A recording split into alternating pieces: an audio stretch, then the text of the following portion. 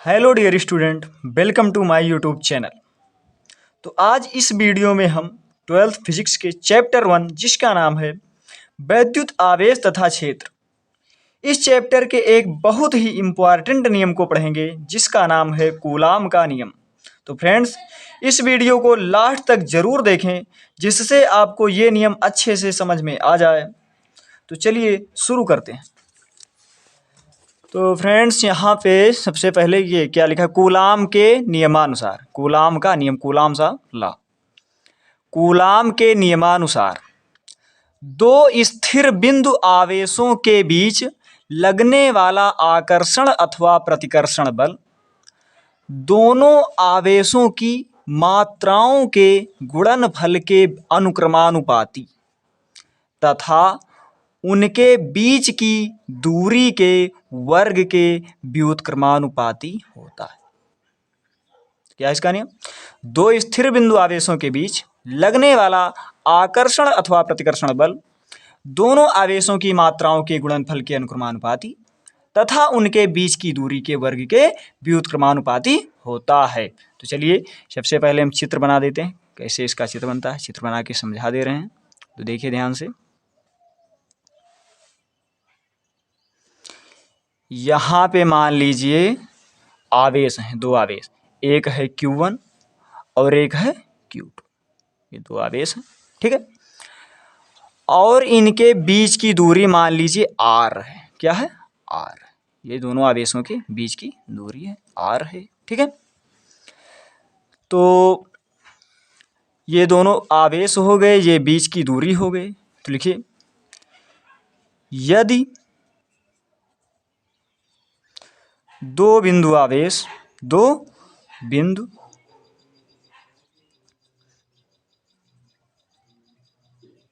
आवेश Q1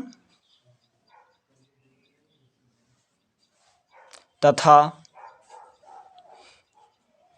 Q2 हों और इनके बीच की दूरी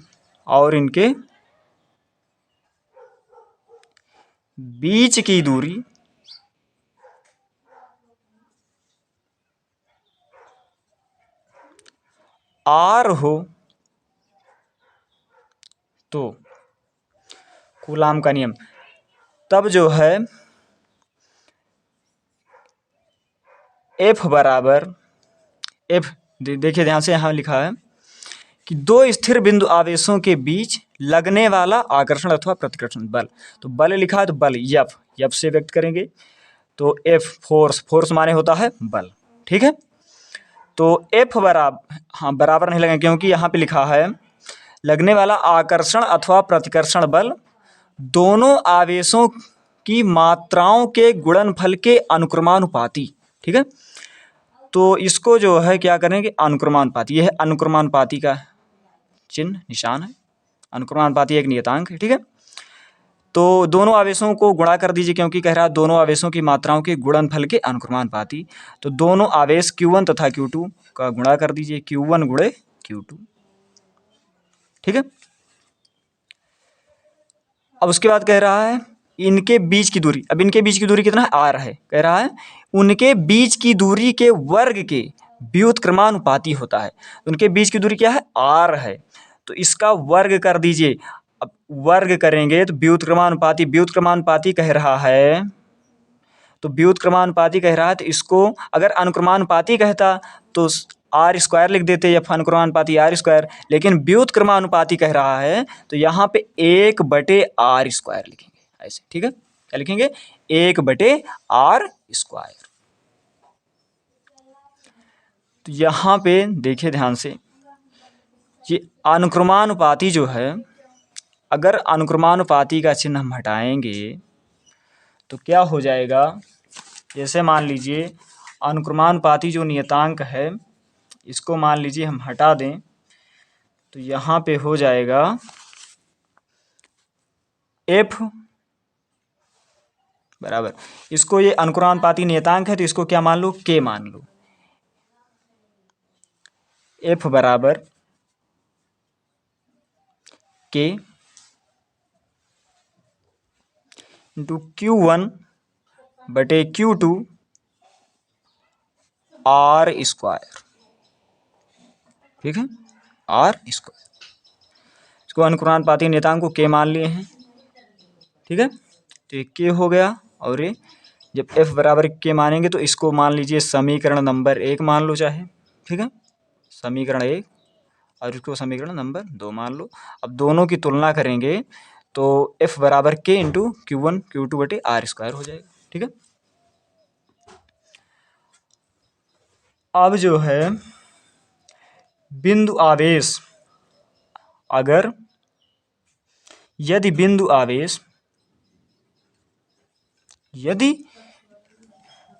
आवेश फ्रेंड्स, ये जो है हमारा कूलाम के नियम का क्या हो जाएगा, फार्मूला हो जाएगा ये हमारा कूलाम के नियम का। ठीक है, तो यहाँ पे लिख देंगे, हाँ ये हमारा हो जाएगा कूलाम।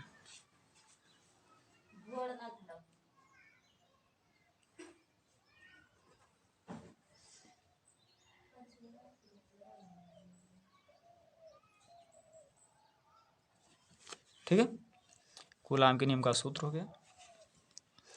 अब अगर यदि जो है बिंदु आवेश, यदि बिंदु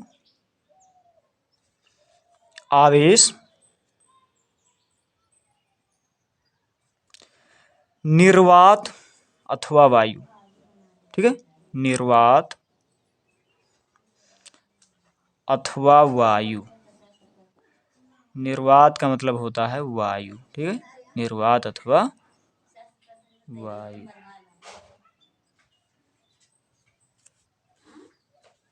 में स्थित है, में स्थित है,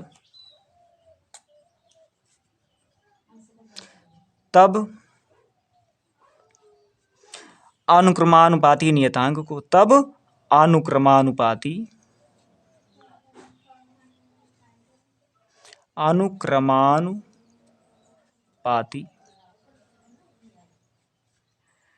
नियतांक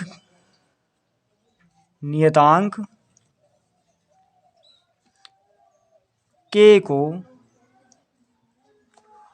1/4 पाई एप्सिलॉन नॉट लिखा जाता है। ठीक है, लिखा जाता है।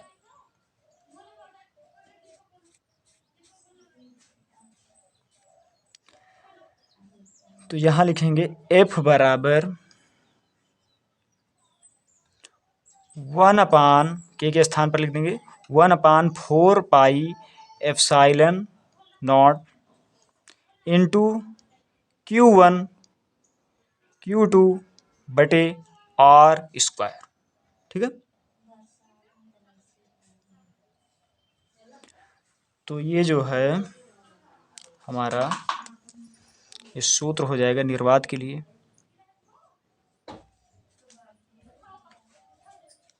ठीक है,